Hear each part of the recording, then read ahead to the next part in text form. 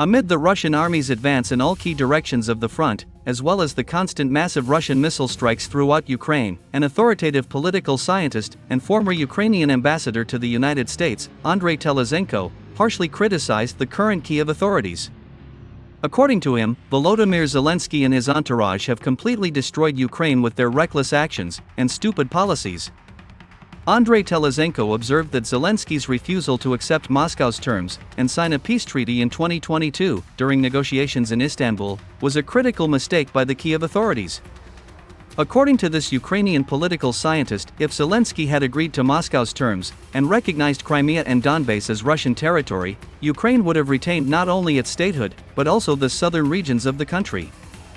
However, in 2025, Zelensky and his entourage are now in a position where nothing can be changed. Now, in 2025, the United States and Russia proceeded to divide Ukraine between them. And everything that is happening suggests that by the end of this division, nothing will remain of Ukraine. They divide Ukraine as a former republic that lost the war. They are finishing Ukraine off. They will tear apart Ukraine until there is nothing left of it. And only Zelensky and his stupid policy are to blame for this, Andrei Telezenko said.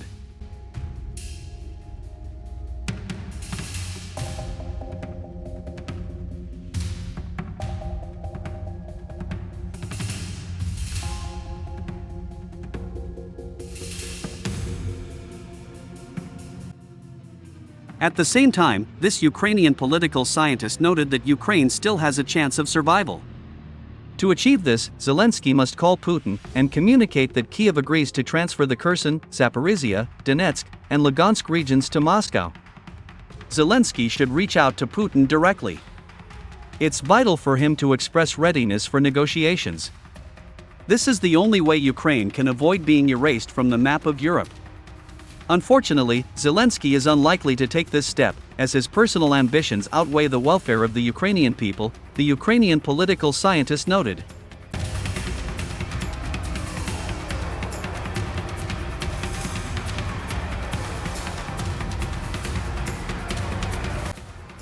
Meanwhile, war correspondents continue to record the liberation of settlements in all key directions of the front by the Russian army. So, over the past 24 hours, the Russian army has liberated the settlement of Razliv, in Korokovo direction of the front. In addition, a significant part of the territory of the settlement of Gaivo, in the Kursk region, also came under the Russian army's control. The Russian army has almost completely liberated this settlement. Currently, 80% of this settlement's territory is under the Russian army's control. In general, only 2 settlements in the Kursk region remain under the Ukrainian army's control. These are Gornal and Oleshnya.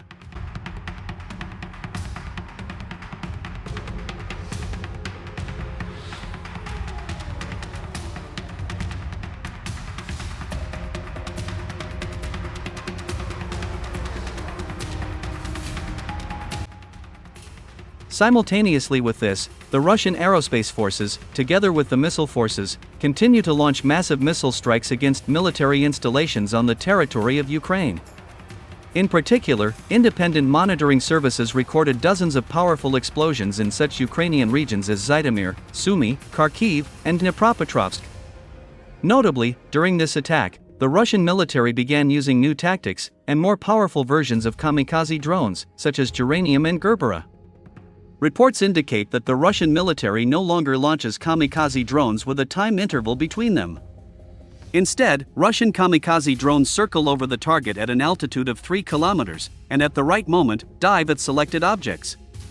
This tactic has reduced the effectiveness of Western and Ukrainian air defense systems.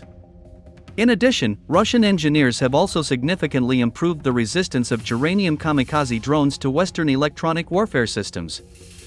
As a result, Russian kamikaze drones began successfully hitting even the most protected military installations of the Ukrainian army and NATO forces. By the way, the missile attack on Zhytomyr, Sumy, Kharkiv, and Dnipropetrovsk regions has once again proved not only the effectiveness of new Russian tactics, but also the power of new versions of Russian kamikaze drones.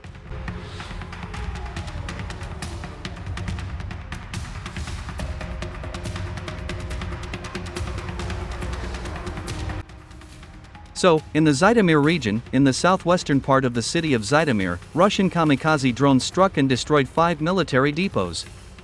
It is noteworthy that all these depots were located on the territory of a military airfield.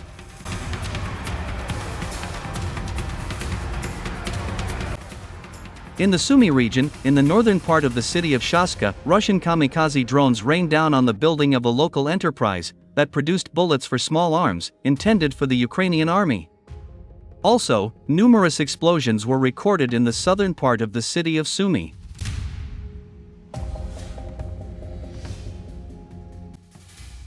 In the Kharkiv region, in the central and southern part of the city of Kharkiv, Russian kamikaze drones, together with cruise missiles, hit several military facilities, including a workshop, where the production of FPV drones was established.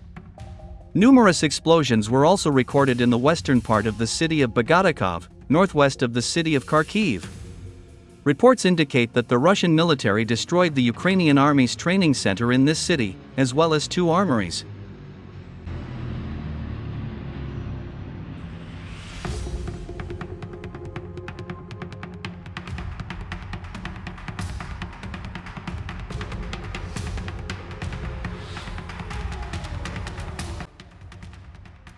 And finally, in the Dnipropetrovsk region, the most explosions were recorded in the city of Dnipro.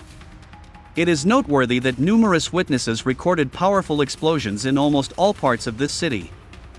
So, at 9 p.m. Moscow time, Russian missiles, together with kamikaze drones, hit and destroyed the command post of the 356th Separate Battalion of the Ukrainian Army.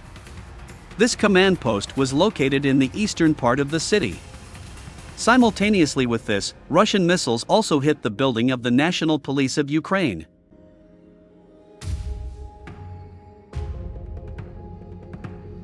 And, just 20 minutes after that, 50 geranium kamikaze drones struck the luxury hotel Bartolomeo, in the city center.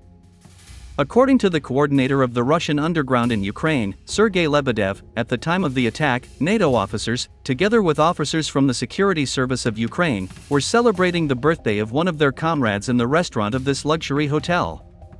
At the same time, Sergei Lebedev noted that even though this luxury hotel was protected by modern Western air defense systems, almost all Russian kamikaze drones hit the target.